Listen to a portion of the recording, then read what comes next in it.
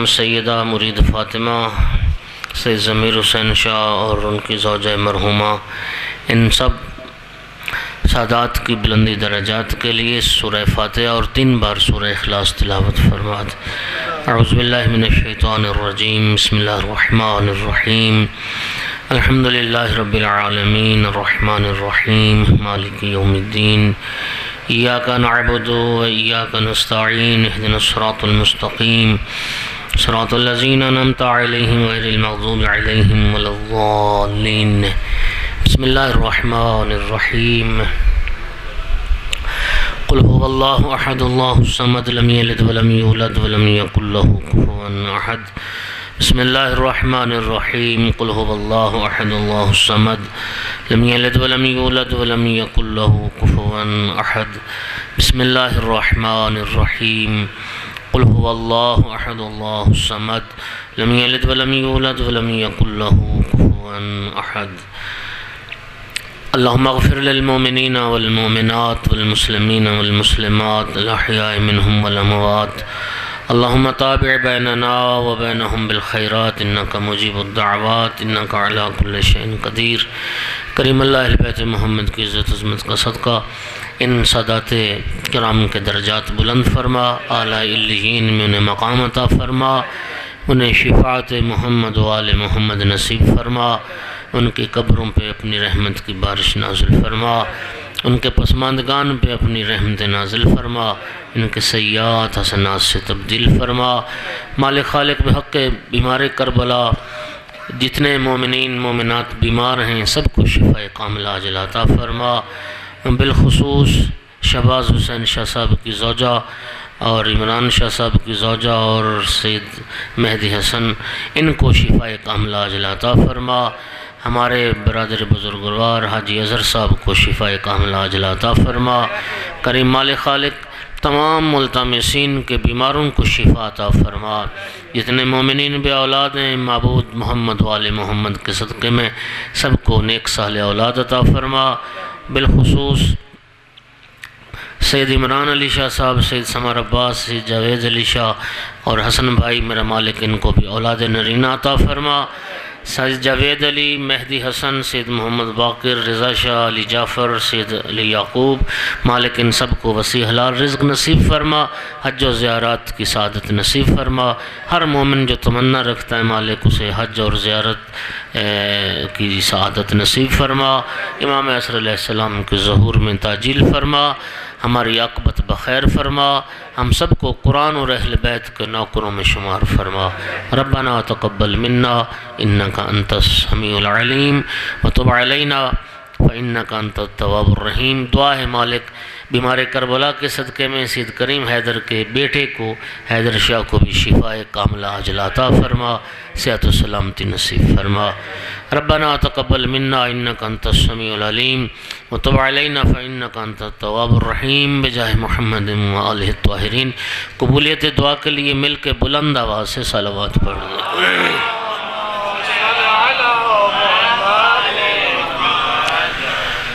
اعوذ باللہ من الشیطان اللعین الرجیم، بسم اللہ الرحمن الرحیم، الحمد للہ رب العالمین والعاقبۃ للمتقین والجنۃ للمؤمنین والنار للمنافقین۔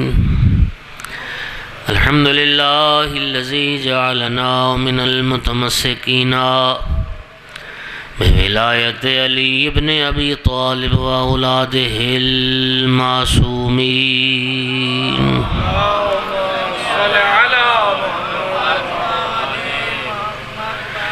الحمد للہ الذی جعلنا من الباقین علی سید الشہداء و اولادہ و اصحابہ المظلومین۔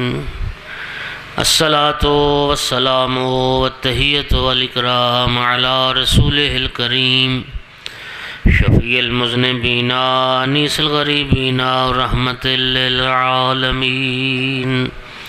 اعنی العبد المؤید الرسول المسدد المحمود الاحمد المصطفى الامجد ابا القاسم محمد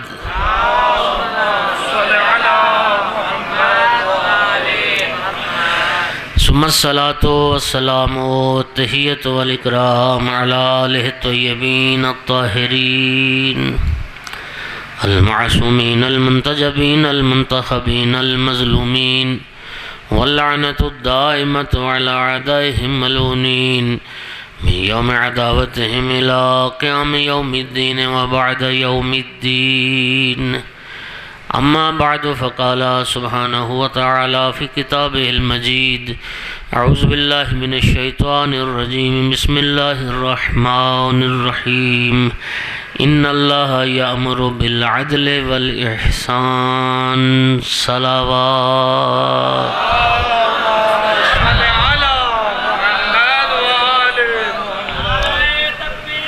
الله يا رسول الله.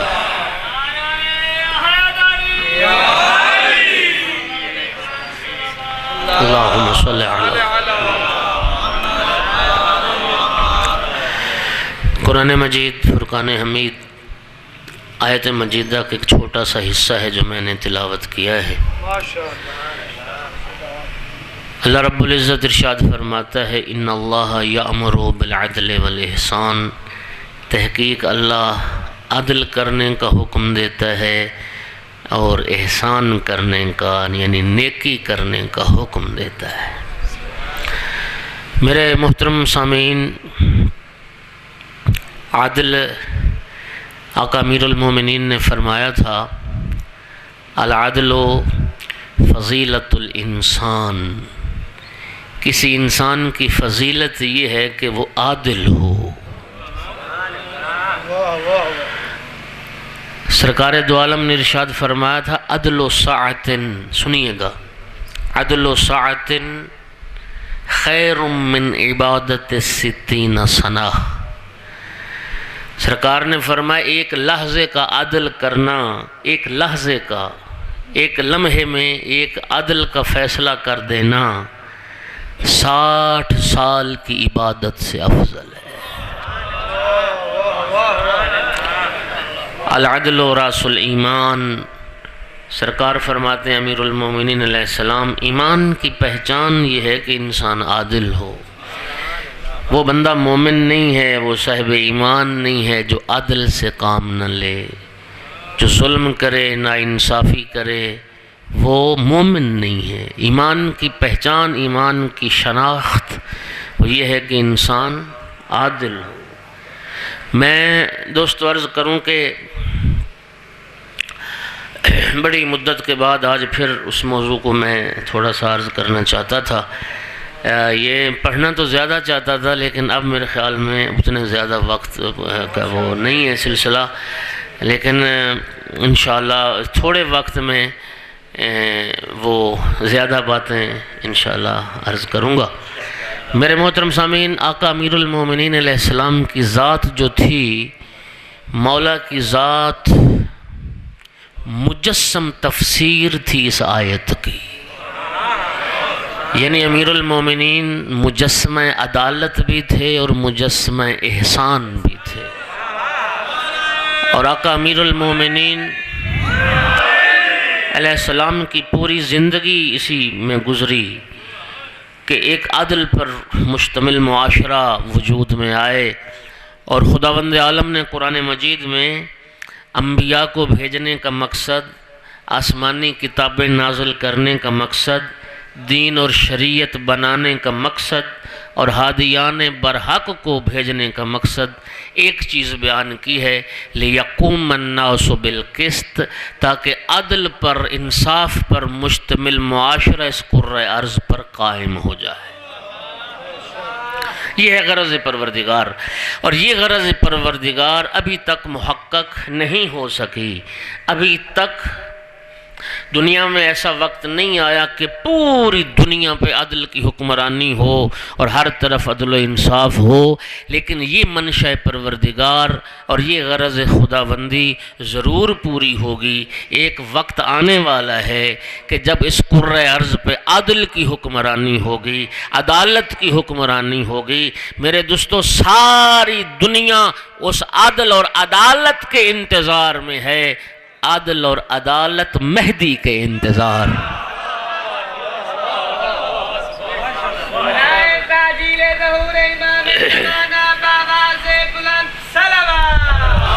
اللہم صلی علی محمد وآل محمد۔ اس دنیا کو عدل کا انتظار ہے اور عدل کو یوسف زہرا کا انتظار۔ سید الانبیاء نے جن کے متعلق فرمایا تھا یملأ اللہ بہ الارض قسطا وعدلا کما مولت ظلم و جورا، آقا فرما کے گئے تھے کہ میرا بیٹا مہدی اسمہ اسمی و کنیتہ کنیتی و شمائلہ شمائلی، میرا بیٹا ہوگا، میرا ہم نام ہوگا، میرا ہم کنیت ہوگا، میرے اخلاق اور اوصاف کا وارث ہوگا، اور اس میرے بیٹے کے صدقے میں اللہ زمین کو اس طرح عدل اور انصاف سے پر کر دے گا جس طرح ظلم اور جور سے بھر چکی ہو۔ کیا خوبصورت وہ تعبیر معصوم ارشاد فرماتے ہیں، سنیے گا۔ آقا نے ارشاد فرمایا کیسے عدل کی حکمرانی ہوگی اور کیسے عدل کا دور دورہ۔ آقا ارشاد فرماتے ہیں جیسے سردیوں کے موسم میں سردی گھروں میں داخل ہو جاتی ہے اور گرمیوں کے موسم میں گرمی گھروں میں داخل ہو جاتی ہے، یوسف زہرا کے ظہور کے بعد عدل اس طرح گھروں میں داخل ہو جاتا ہے۔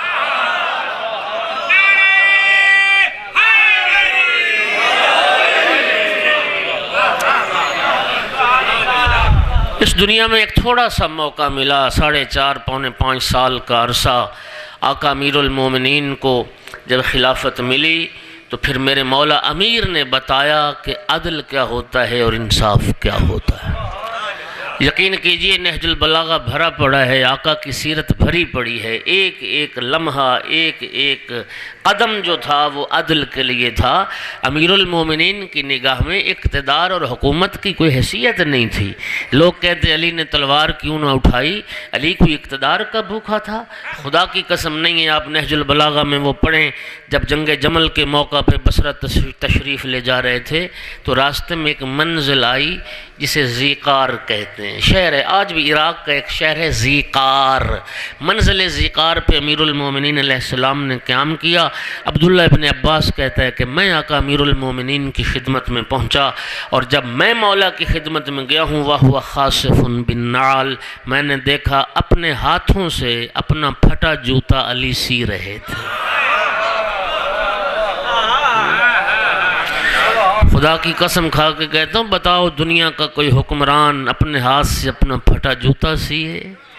دنیا کا کوئی حکمران جو ہاتھ سے اپنی چکی چلائے؟ دنیا کو کوئی حکمران جو پیوند لگا لباس پہنے؟ پھٹا ہوا جوتا اپنے ہاتھوں سے سی رہے تھے۔ میری طرف دیکھ کے فرمایا ابن عباس ما قیمت هذه النعل، ابن عباس میرے اس جوتے کی کیا قیمت ہے؟ فقلت لا قیمت لها، ابن عباس کہتا ہے میں نے عرض کیا آقا اس پھٹے پرانے جوتے کی کیا قیمت ہے؟ کوئی قیمت نہیں ہے۔ اس وقت فرمایا واللہ لہی احب الی من امرتکم، فرمایا ابن عباس خدا کی قسم تمہاری حکمرانی سے علی کو یہ جوتا زیادہ محبوب ہے۔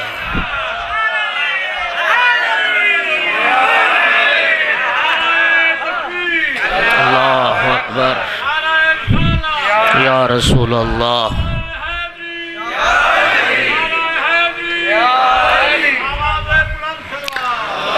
اللہم صلی علی محمد۔ تمہارے اقتدار سے، تمہاری اس حکومت سے میں علی کو یہ جوتا، خدا کی قسم، علی کو قسم کھانے کی کیا ضرورت ہے؟ ہاں فرمایا خدا کی قسم یہ جوتا مجھے زیادہ محبوب ہے، لیکن میں نے حکومت کو اس لیے قبول کیا، میں نے خلافت کو اس لیے سنبھالا لِأُقِيمَ حَقًّا وَأَدْفَعَ بَاطِلًا، فرمایا میں نے صرف اس لیے اقتدار کو سنبھالا میں حق کو قائم کر سکوں، باطل کو مٹا سکوں۔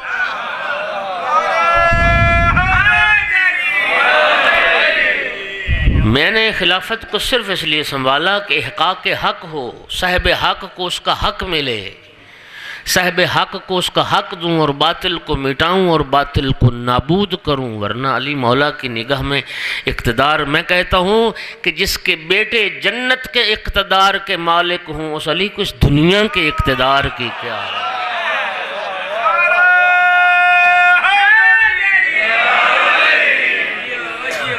مجسمہ عدالت، علی عادل امام تھے، علی عادل کو قائم کرنا چاہتے تھے، اسی نہج البلاغہ میں ہے، جب مولا چلتے ہوئے بصرہ کے بحر پہنچ گئے نا، سنیے بڑی خوبصورت بات، یقین کیجئے مجھے اتنا لطف آیا اور لطف آتا ہے جب میں مولا کی اس استدلال کو پڑھتا ہوں، اس بات کو پڑھتا ہوں، نہج البلاغہ میں موجود ہے۔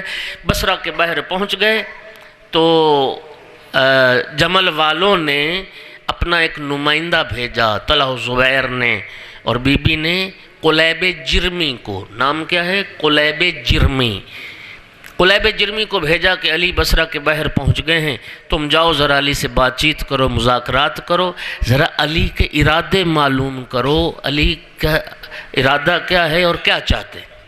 قلیب جرمی آیا مولا کے پاس، مولا سے بات چیت کی، گفتگو کی اور مولا امیر المومنین کی چاہت اور ارادے کو معلوم کیا۔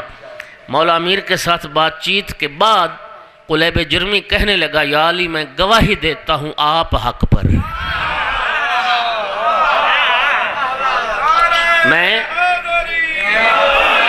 یا علی میں گواہی دیتا ہوں آپ حق پر ہیں۔ سننا جملہ سننا، مولا نے فرمایا اچھا اگر تو سمجھتا ہے کہ میں حق پر ہوں، لا ہاتھ بڑھا اور میری بیعت کر لے، اگر مجھے حق پہ سمجھتا ہے تو پھر میری بیعت کر لے۔ قلیب جرمی کہنے لگا نہیں یا علی میں آپ کی بیعت نہیں کروں گا، میں ہوں اس جماعت کا نمائندہ، میں ہوں اس جماعت کا سفیر، جب میں نمائندہ اور سفیر بن کے آیا ہوں تو میں ان کی رضا کے بغیر اور ان کی مشورے کے بغیر تو بیعت نہیں کر سکتا۔ مولا امیر نے فرمایا یہ استدلال سنانا، جتنے شیعہ سنی بھائی بیٹھے سننا۔ مولا نے فرمایا قلیب جرمی یہ بتا، اگر ان لوگوں نے تجھے اس کام کے لیے بھیجا ہوتا کہ جاؤ کوئی ایسا مقام تلاش کرو جہاں پہ پانی کی فراوانی ہو، جہاں میٹھے پانی کے چشمے ہوں، جہاں سبزہ ہو، ہریالی ہو، اور تو جاتا اور ایک ایسا مقام تلاش کر لیتا کہ جہاں پہ سبزہ تھا، جہاں پہ چشمے تھے، جہاں پہ پانی تھا، اور پھر تو جا کے اس جماعت کو بتاتا لوگوں آؤ میرے پیچھے میں ایک ایسا مقام دیکھ آیا ہوں جہاں پہ نعمتیں ہی نعمتیں ہیں، جہاں پہ چشمے ہیں، جہاں پہ پانی ہے، جہاں پہ سبزہ ہے، جہاں پہ ہریالی ہے، پھر وہ لوگ تیری بات نہ مانتے، تیرے پیچھے نہ آتے، بے آب و گیاہ صحرا کی طرف وہ چلے جاتے، خشک صحرا کی طرف چلے جاتے، تو پھر تو کیا کرتا؟ کہتا یا علی میں ان کا ساتھ چھوڑ دیتا، میں صحرا کی طرف نہ جاتا، میں تو ان چشموں کی طرف جاتا۔ مولا نے فرمایا اب بیعت کر لے۔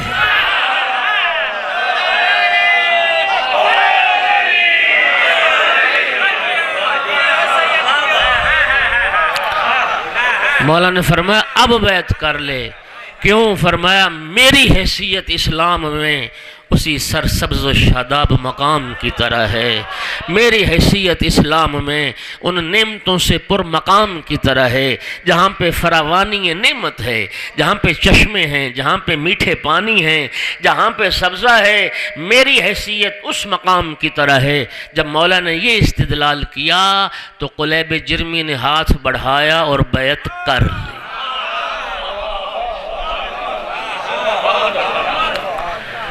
کہاں لائے گی دنیا علی جیسے عادل حکمران کی مثال؟ اللہم صلی علی محمد وآل محمد۔ توجہ فرما رہے ہیں میرے بات؟ حضرت عثمان کے مرنے کے بعد جب امیر المومنین کے پاس آئے نا لوگ، یا علی ہاتھ بڑھائیں ہم آپ کی بیعت کرتے ہیں اور آپ خلافت کو سنبھالیں، یہ جملہ نہج البلاغہ میں موجود ہے۔ فرمایا دعونی والتمسوا غیری، جاؤ چھوڑو مجھے اور جاؤ میرے علاوہ کسی اور کو اپنا حاکم بنا لو، جاؤ کسی اور کو حاکم بنا لو۔ کیوں؟ یہ کیوں فرمایا تھا مولا نے؟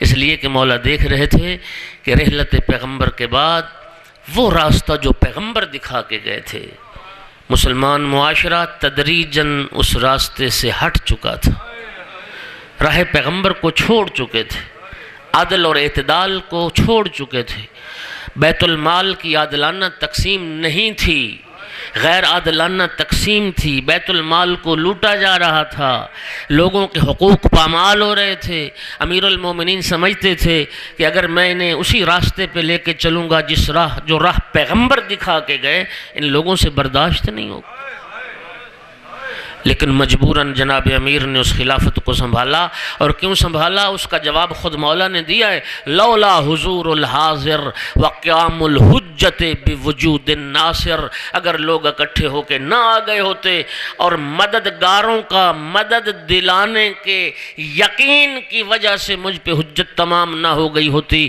میں خلافت کی باغ ڈور انہی کے کاندھوں پہ ڈال دیتا، مجھ علی کو اقتدار سے کیا واسطہ۔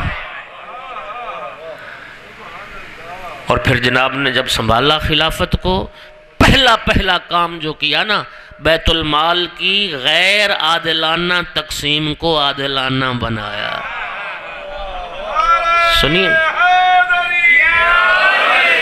جن لوگوں کے خصوصی وظیفے لگے ہوئے تھے مولا نے وہ ختم کیے۔ مولا امیر فرمایا کرتے تھے، الناس من جہت التمثال اکفاؤ ابوہم آدم و امہم حواء۔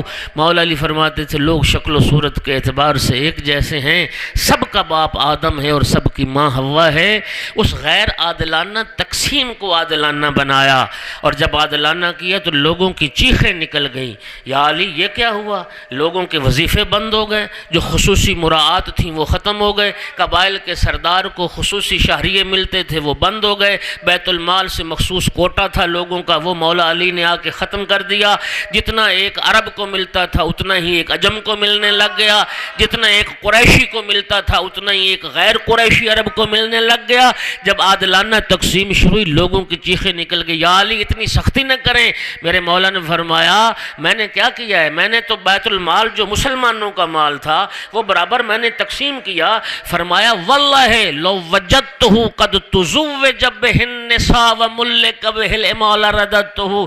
فرمایا خدا کی قسم مجھ سے پہلے بیت المال کا جو مال عورتوں کے حق مہر میں دے دیا گیا میں وہ حق مہر بھی لوٹاؤں گا، اور مسلمانوں کے جس مال سے کنیزیں اور غلام خریدے گئے میں وہ بھی لوٹاؤں گا۔ لأن الحق القدیم لا یبطلہ شیء، کسی کا حق اٹھا کے کسی کو دینے سے اس کا حق باطل نہیں ہو۔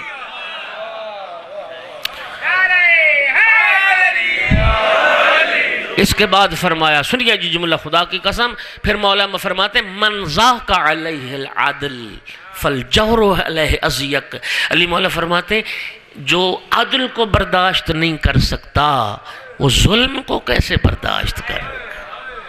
عدل سے جس کا سینہ تنگ پڑ جائے، عدل سے جس کا سینہ تنگ پڑ جائے وہ ظلم کو کیسے برداشت کرے؟ فرمایا میں کیا کروں؟ کیا چاہتے ہو مجھ سے؟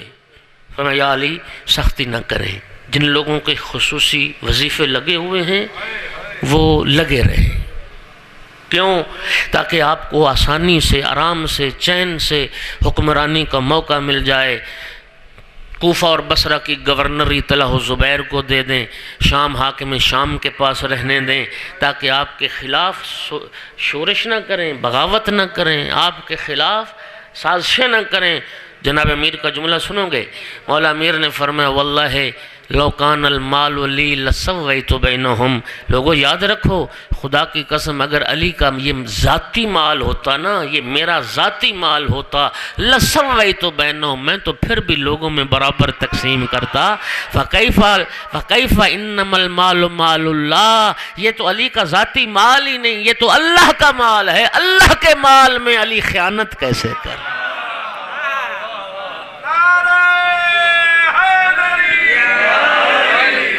اور مجھے مشورہ دیتے ہو کہ چھوڑ دوں میں عادلانہ تقسیم، اور فلاں پہ فلاں شہر پہ فلاں کو گورنر اور فلاں شہر پہ فلاں کو گورنر صرف اپنے اقتدار کے لیے؟ فرمایا اتامرونی ان اطلب النصر بالجور فی من ولیت علیہ۔ علی مولا فرماتے کہ تم علی کو مشورہ دیتے ہو کہ میں لوگوں کے حق میں ظلم کر کے اپنے مددگار پیدا کر لوں؟ نہیں، اس جملے کو آپ نے سمجھا نہیں۔ میں لوگوں کے حق میں ظلم کر کے اپنے ناصر بنا لوں، اپنے مددگار بنا لوں کہ میری حکومت کے خلاف سازشیں نہ کریں۔ فرمایا واللہ ما ثمر سمیر وما ام نجم فی السماء نجما ما اطور بہ۔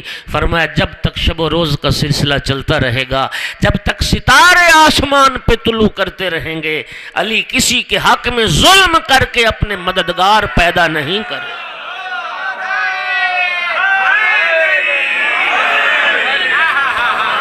اور کہتے ہو کہ میں شام معاویہ کو دے دوں. فرمایا واللہ لو اقررت معاویۃ علی ما فی یدہ لقد کنت متخذ المذلین عضدا. اگر میں شام پر معاویہ کو برقرار رکھتا ہوں اس کا معنی یہ ہے کہ میں گمراہ کرنے والوں کو اپنا دست و بازو بنا رہا ہوں. وہ اور تھے حکمران جن کے دربار میں درہم و دینار کے انبار لگے رہتے تھے. علی تو وہ عادل حکمران تھے. ہر شب جمعہ کو بیت المال کے اس کمرے میں جھاڑو دے کے مصلی عبادت بچھا کے بارگاہ رب العزت میں عرض کرتے پروردگارا. مصلی عبادت بچھا کے 2 رکعت پڑھ کے عرض کرتے پروردگارا گواہ رہنا علی نے صاحب حق تک حق پہنچا دیا. گواہ رہنا میں نے صاحب حق تک حق پہنچا دیا. میں نے کسی کا حق روک کے نہیں رکھا. کہاں لائے گی دنیا؟ اس لیے تو جارج جرداق نے لبنان کا عیسائی ہے، انگریز ہے، عیسائی ہے، غیر مسلم ہے، امیر المومنین کی صفت عدالت پر 4 جلدوں میں کتاب لکھی. عجیب بات نہیں؟ یعنی مکہ کے مفتی نے نہیں، لبنان کے عیسائی نے لکھی.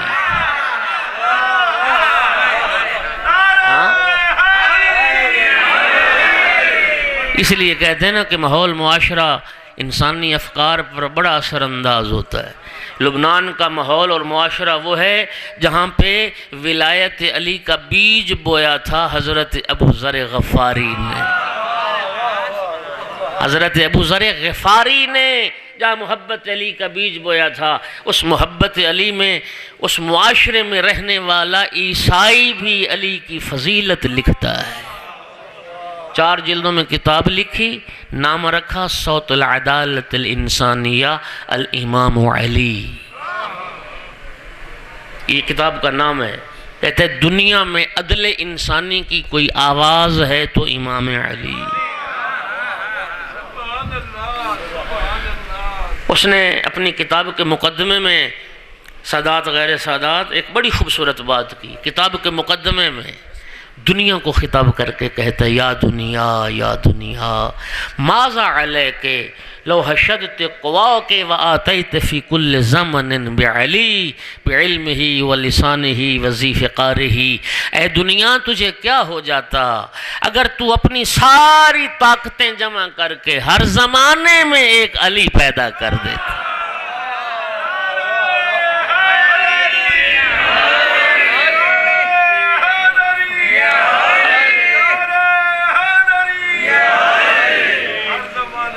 اے دنیا تجھے کیا ہو جاتا اگر ساری طاقتیں جمع کر کے ہر زمانے میں ایک علی پیدا کر دیتی. علم وہی علی والا ہوتا، زبان وہی علی والی ہوتی، ذوالفقار وہی علی والی ہوتی. اس کتاب کا خلاصہ کر کے ترجمہ کیا گیا ایک جلد میں، وہ پڑھیے گا، ندائے عدالت انسانی. میں نے پڑھا کہ یہ جارج جرداق ابھی چند دن پہلے فوت ہوا ہے، کچھ تھوڑا عرصہ ہوا ہے اس کو فوت ہو گیا. جب اس نے کتاب لکھ لی تو چھپوانے کے پیسے نہیں تھے، پریشان تھا. چرچ میں گیا اتوار والے دن تو پادری نے پوچھا جارج کیا بات ہے، پریشان کیوں نظر آتے ہو؟ کہتا میں نے ایک کتاب لکھی ہے، چھپوانے کے پیسے نہیں. پادری نے کہا تو پریشان نہ ہو، چرچ تیری کتاب چھپوائے گا. کہنے لگا پادری صاحب میں نے جو کتاب لکھی ہے کوئی حضرت عیسیٰ کے فضائل نہیں لکھے، میں نے کوئی حضرت مریم کے فضائل نہیں لکھے، میں نے تو مسلمانوں کے خلیفہ کی عدالت پر وہ کتاب لکھی. پادری نے پوچھا کس مسلمان خلیفہ کی عدالت پر؟ کہتا ہے علی ابن ابی طالب کی عدالت پر. پادری کہتا ہے اب چرچ ضرور تیری کتاب چھپوائے.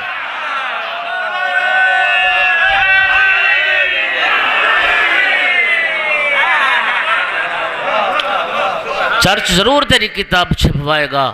خوش ہو کے پوچھا وہ کیسے؟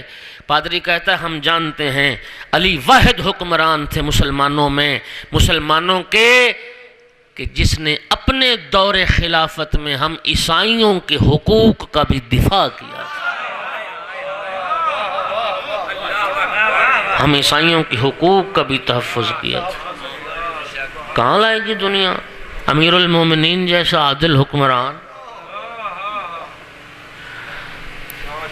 انصاریان، آیت اللہ انصاریان، ایران کے ویز شہیر، شاید کچھ حضرات جانتے ہوں، بڑی معروف دعائے کمیل کی ان کی محفل ہوتی تھی، بہت اچھے وہ خطیب استاد انصاریان، وہ خطاب فرما رہے تھے اور ان کی زبان سے میں نے یہ روایت سنی۔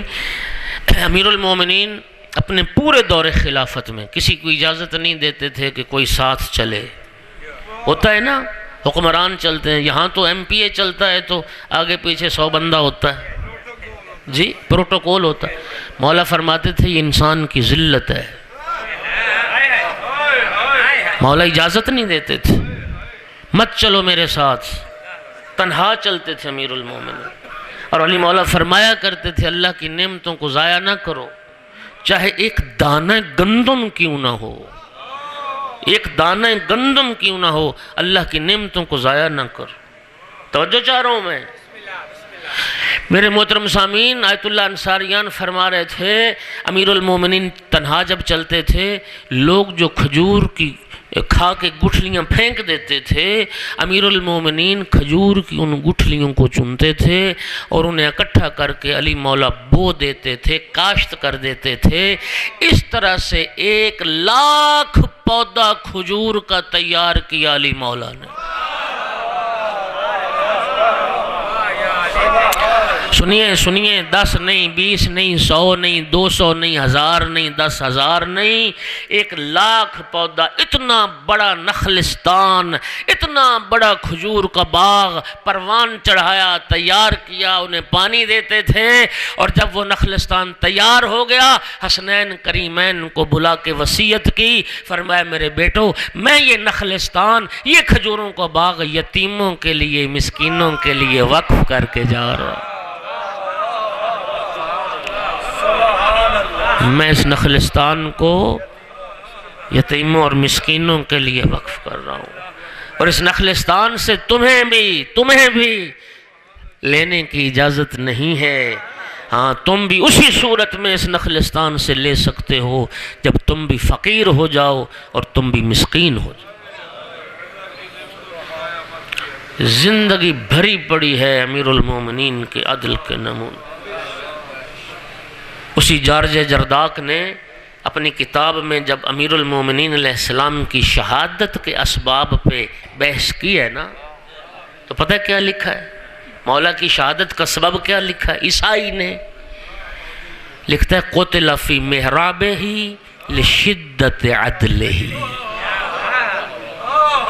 صرف اس لیے شہید کیا گیا، علی بہت بڑا عادل تھا،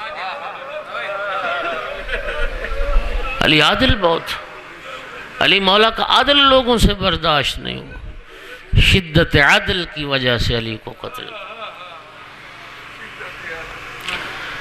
کوفہ میں حاکم بن کے آئے، نہج البلاغہ کا مطالعہ کیجئے، خدا جانتا ہے ایک ایک جملہ مولا فرماتے یاد رکھو۔ اب باتیں اتنی آ رہی ہیں کہ میں وقت کو بھی دیکھ رہا ہوں اور حالات کو بھی۔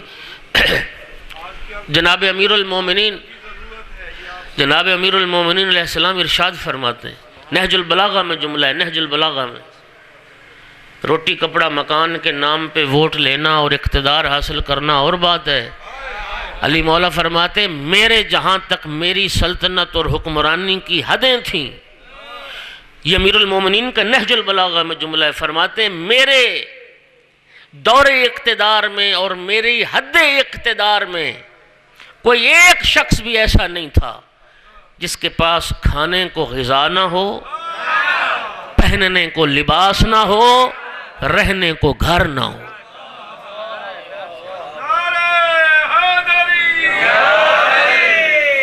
رہنے کو گھر نہ ہو۔ کہیں سے کوئی وفد آیا تو امیر المومنین ایک پھٹے پرانے بوریے پہ بیٹھے تھے، یا علی حکومت اسلامی کے آپ حاکم، کوئی اچھے قالین بچھے ہوتے، کوئی اچھی مسند لگی ہوتی۔ فرمایا اچھے قالین ہیں میرے پاس، لیکن میں نے جنت میں بھجوا رکھے۔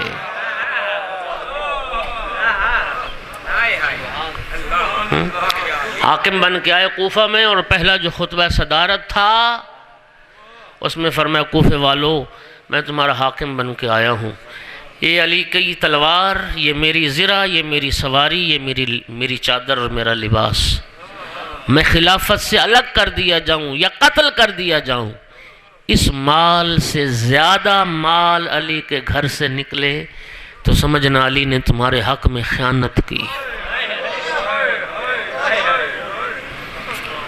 جو فرماتے تھے اقنع من نفسی بین یقال امیر المؤمنین ولم اشارکم فی مقارہ الدہر، کہ علی اسی بات پہ قناعت کر لے اور علی اسی بات پہ خوش ہو جائے کہ لوگ مجھے امیر المومنین کہہ کے بلاتے ہیں اور میں لوگوں کے دکھوں میں شریک نہ ہوں۔ یہ مولا نے فرمایا تھا کہ ایک حکومت اسلامی کے حاکم کو اس کا رہن سہن، اس کا لباس، اس کی غذا، اس حکومت کے اندر رہنے والے غریب سے غریب انسان سے بھی پست ہونی چاہیے۔ کوئی فقیر اور مسکین بھی دیکھ کے یہ نہ کہے کہ ہمارا حاکم تو اچھا کھاتا ہے اور ہمیں اچھا کھانے کو نہیں ملتا۔ کہاں لائے گی دنیا نظیر؟ فخر رازی نے اپنی تفسیر کبیر میں، تفسیر مفاتیح الغیب میں، سورہ کہف کی تفسیر میں اس روایت کو لکھا، ہمارے علماء نے بھی لکھا، مولا امیر کے دور اقتدار میں مولا کا ایک چاہنے والا تھا، محب تھا، حبشی النسل غلام تھا مولا کا، چوری کر بیٹھا، چوری کے جرم میں پکڑا گیا، امیر المومنین کی بارگاہ میں لے آئے۔ مولا نے جب اس سے پوچھا تو اس نے اقرار جرم کیا، ہاں مولا مجھ سے یہ غلطی ہوئی ہے، میں نے چوری کی ہے۔ مولا نے حد جاری کرنے کا حکم سنا دیا، اس کا ہاتھ کاٹو۔ اپنے چاہنے والے جو تھے وہ سفارشی بن گئے، یا علی مہربانی کریں، آپ کا چاہنے والا ہے، محب ہے، آپ کا غلام ہے، غلطی کر بیٹھا ہے، معاف کر دیں۔ علی مولا نے فرمایا اگر میرا چاہنے والا تھا تو اس کا کردار عظیم ہونا چاہیے تھا، اگر یہ مجھ سے محبت کرتا تھا تو اس کا کردار عظیم ہونا چاہیے تھا۔ مولا نے حد جاری کر دی، ہاتھ کاٹ دیے، انگلیاں کٹی ہوئی انگلیاں، چونکہ جو ہاتھ کاٹنے کی سزا ہے نا، وہ ہاتھ یہاں سے نہیں کاٹا جاتا، کلائی سے، انگلیاں، چونکہ قرآن کہتا ہے ان المساجد للہ، یہ جو اعضائے سجدہ ہیں یہ اللہ کی ملکیت ہے، یہ ہتھیلیاں سجدے میں لگتی ہیں، واجب ہے لگانا، یہ اللہ کی ملکیت ہے، ان ہتھیلیوں کو نہیں کاٹو۔ انگلیاں کاٹیں، کٹی ہوئی انگلیاں ہاتھ میں پکڑ لیں، دوسرے ہاتھ میں خون بہتا جا رہا ہے، اور کوفے میں جا رہا ہے۔ ابن قوا خارجیوں کا سردار تھا، منافق بدبخت۔ ابن قوا نے جب دیکھا نا کہ یہ تو علی کا چاہنے والا ہے، یہ تو علی کا بڑا محب تھا، غلام تھا، اور آج مولا علی نے اس پہ حد جاری کر دی اور ہاتھ کاٹ دیا، تو آج اس کی زبان علی کے خلاف بولے گی۔ اس توقع سے اور اس ارادے سے سامنے آ کے پوچھتا ہے کہ ما قطع یمینک، یہ تیرا ہاتھ کس نے کاٹا ہے؟ کہتا ہے قطع یمینی امیر المومنین، یعصوب المسلمین، امام المسلمین، قائد الغر المحجلین، ختن الرسول، ختن الرسول، زوج البطول، الہادی الی الرشاد، الناطق بالصداد، المنتقم من الجہال، المصادم الابطال، رجل شجاع وفی اخو رسول اللہ، علی بن ابی طالب۔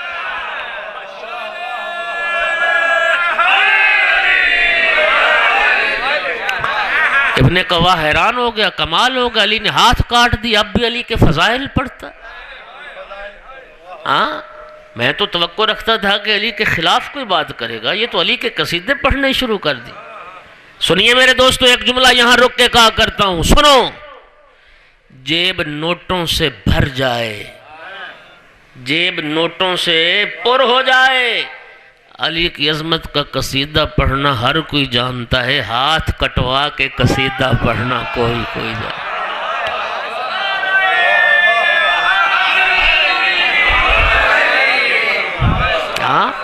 نوٹ لے کے قصیدے پڑھنے ہر کوئی جانتا ہے۔ کتنے منافق ہیں جو نوٹوں کے چکر میں تمہارے ممبر پہ آتے ہیں اور اہل بیت کی تعریف کرتے ہیں۔ ہاتھ کٹوا کے قصیدہ پڑھنا کوئی جانتا ہے۔ توجہ چاہ رہا ہوں، یہ خود مولا امیر نے فرمایا نہج البلاغہ میں، سنیے جناب امیر کا جملہ۔ علی مولا ارشاد فرماتے ہیں واللہ لو ضربت خیشوم المومن بسیفی ھذا علی ان یبغضنی ما ابغضنی، خدا کی قسم میں تلوار مومن کی ناک پہ مار دوں اور مومن کی ناک اڑا دوں کہ وہ مجھ سے بغض کرے، مومن پھر بھی مجھ سے بغض نہیں کرے گا۔ وَلَوْ سَبَبْتُ الدُّنْيَا بِجَمَّاتِهَا عَلَى الْمُنَافِقِ أَلَا يُحِبَّنِي مَا أَحَبَّنِي، اور فرماتے ہیں میں ساری دنیا منافق کے قدموں میں ڈال دوں کہ وہ مجھ سے محبت کرے، منافق مجھ سے محبت نہیں کرے گا۔ لِأَنَّهُ قُضِيَ فَانْقَضَ عَلَى لِسَانِ النَّبِيِّ الْأُمِّي يَا عَلِي لَا يُحِبُّكَ مُنَافِقٌ وَلَا يُبْغِضُكَ مُؤْمِنٌ، اس لیے کہ یہ فیصلہ پیغمبر کی زبان سے صادر ہو چکا، یا علی منافق تو اس سے محبت نہیں کرے گا، مومن تو اسے بغض نہیں کرے۔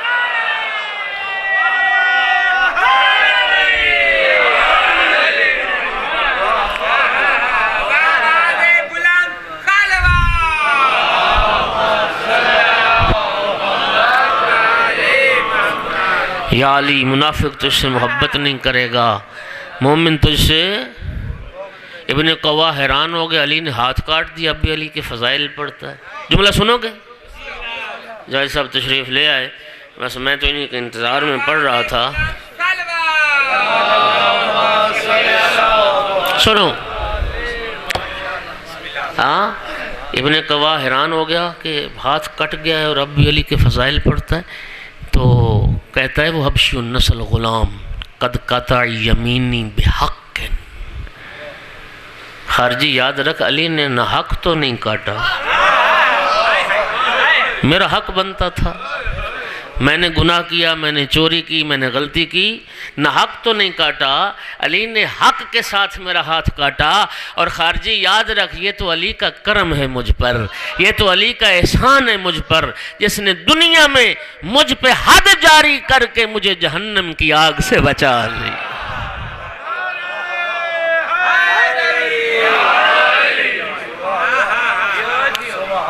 کسی نے جا کے بارگاہ امامت میں عرض کی مولا جس غلام پہ آپ نے حد جاری کی وہ تو فضائل پڑھتا پھرتا۔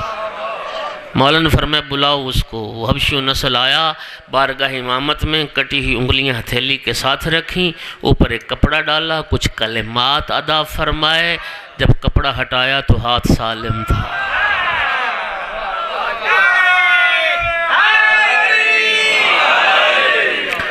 میں کہتا ہوں ہاتھ کاٹنا یہ عدل علی تھا، ہاتھ جوڑنا یہ فضل ہے۔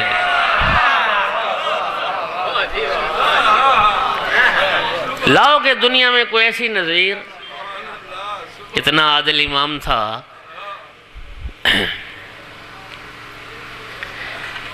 دنیا میں کبھی آپ نے سنی ایسی بات یا دیکھی ایسی بات کہ بہن بھائی کی لاش پہ آ کے، سننا جملہ سننا، بھائی کو نہیں روتی بلکہ قاتل کا قصیدہ پڑھتی ہے۔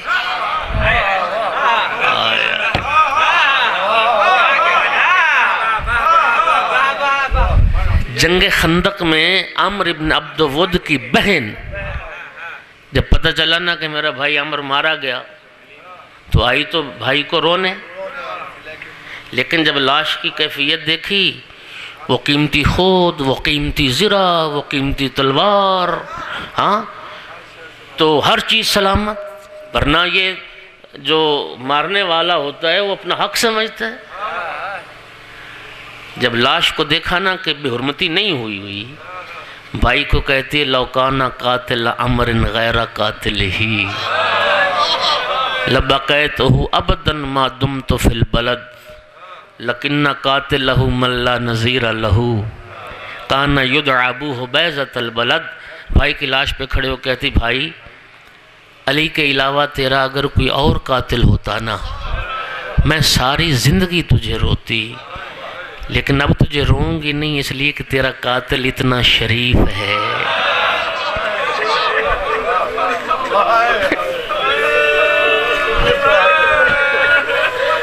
تیرا قاتل اتنا قریب ہے، اب میں تجھے نہیں روں گی، علی کی شرافت اور کریمی کو یاد رکھوں گی۔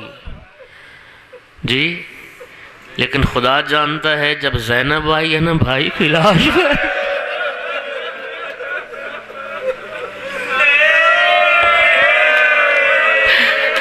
کیفیت کیا ہو چکی تھی، سوال کر کے پوچھتی تھی انت اخو الحسین، انت ابن ام زہرا، کیا میری ماں زہرا کا جایا حسین تو؟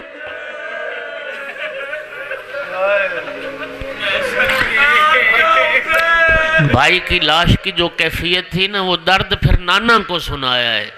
رخ پھر گیا مدینے کی طرف، یا جدہ صلی اللہ علیہ ملائکۃ السماء، نانا آپ پہ تو آسمان کے فرشتے درود پڑھتے تھے، ھذا حسین بلا رحم،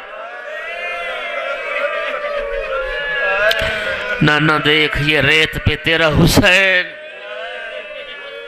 مسلوب الامامت والرداء، جس کے لباس کو لوٹ، مقطع الاعضاء، جس کے اعضاء قطع کر دیے گئے۔ اس کے بعد ایک درد بھرا جملہ کہا، نانا یا جدہ بناتوں کا سب آیا، نانا دیکھ تیری بیٹیاں قیدی بنا، زینب و کلثوم کے ہاتھوں میں رسن پہنا دی، الا لعنت اللہ علی القوم الظالمین۔